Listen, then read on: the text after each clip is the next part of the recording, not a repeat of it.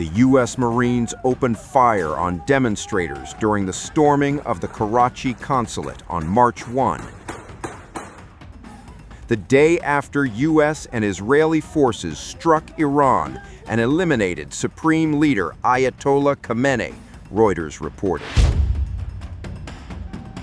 According to the Reuters report, 2 U.S. officials said it was unclear whether rounds fired by Marines struck or killed anyone.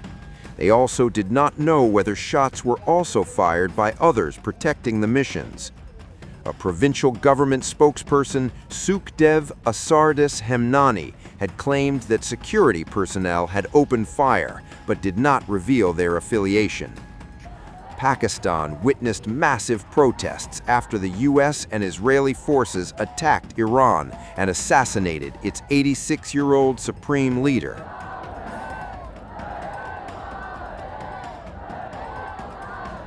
Protesters holding placards and banners denouncing the U.S. and Israel attacks demanded on Monday the release of those involved in attacking the consulate a day earlier.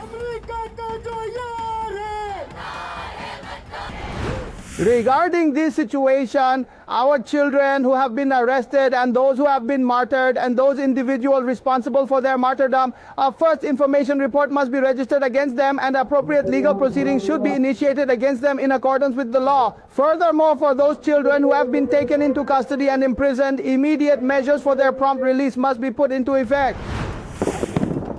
The revelation comes as the United States Department of State asked Americans to depart from more than a dozen countries in wake of the ongoing war.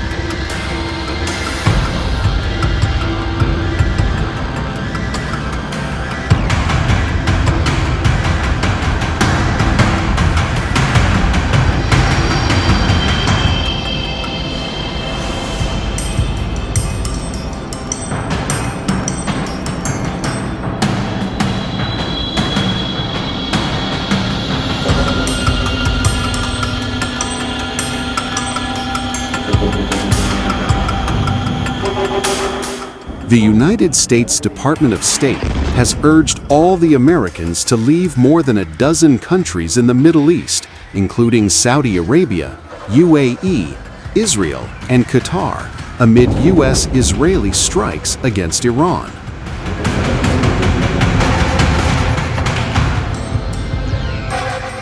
A statement from the department's spokesperson in a post on X said that, and I quote, "The Secretary, Rubio, and State Dept urges Americans to depart now from the countries below using available commercial transportation due to serious safety risks."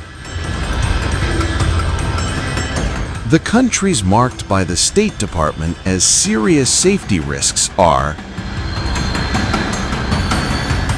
the Israeli and U.S. airstrikes continued to pound Iran on Monday, with Tehran retaliating with its barrage of ballistic missiles and drones.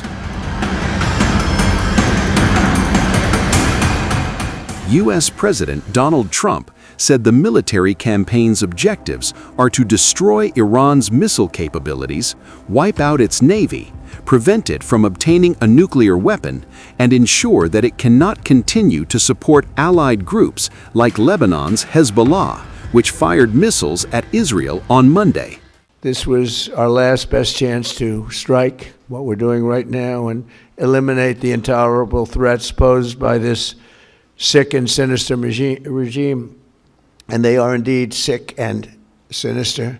Our objectives are clear. First, we're destroying Iran's missile capabilities, and you see that happening on an hourly basis, and their capacity to produce brand new ones, and pretty good ones they make.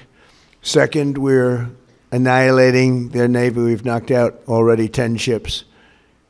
They're at the bottom of the sea. Third, we're ensuring that the world's #1 sponsor of terror can never obtain a nuclear weapon, never going to have a nuclear weapon. I said that from the beginning. They're never going to have a nuclear weapon. They were on the road to getting one legitimately through a deal that was signed foolishly by our country. And finally, we're ensuring that the Iranian regime cannot continue to arm, fund, and direct terrorist armies outside of their borders. And we thought we had a deal, but then they backed out. And they came back, and we thought we had a deal, and they backed out. I said, you can't deal with these people. You got to do it the right way. Today, we grieve for the 4 heroic American service members who have been killed in action and send our love and support to their families. In their memory, we continue this mission with ferocious, unyielding resolve to crush the threat this terrorist regime poses to the American people, and a threat indeed it is. We have the strongest and most powerful by far military in the world, and we will easily prevail. We're already substantially ahead of our time projections, but whatever the time is, it's okay. Whatever it takes, we will always. And we have, right from the beginning, we projected 4 to 5 weeks, but we have capability to go far longer than that. We'll do it. Whatever somebody said today, they said, oh, well, the president wants to do it really quickly. After that, he'll get bored. I don't get bored. There's nothing boring about this. Tehran and its allies hit back against Israel, U.S. military assets in the Gulf states, including Bahrain, Kuwait, and targets critical to the world's energy production. The United Nations cannot remain silent. Accountability is not optional. It is deeply shameful and hypocritical that only the very first day of its presidency of the Security Council, the United States convened a high-level meeting on protecting children, technology, and education in armed conflict under the agenda item maintenance of international peace and security, while at the same time launching missile strikes against Iranian cities and bombing schools and killing children. For the United States, protecting children and maintaining international peace and security clearly mean something very different from the UN Charter provides. Words about peace and protection cannot cover act of aggression. The so-called preemptive attack has no basis in international law.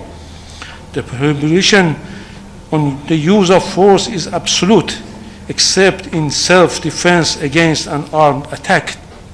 Iran is exercising its inherent right to self-defense under Article 51 of the Charter. Our response is lawful, necessary, and proportionate. We target only the military objectives of the hostile forces. We don't target civilians. We don't target the interest of neighboring states. Iran does not seek war. Iran does not seek escalation, but Iran will not surrender its sovereignty. The issue before the international community is clear. Can a powerful state attack another sovereign member of the United Nations with impunity? If the answer is yes, then the Charter is meaningless. If the answer is no, then this aggression must be condemned and stopped.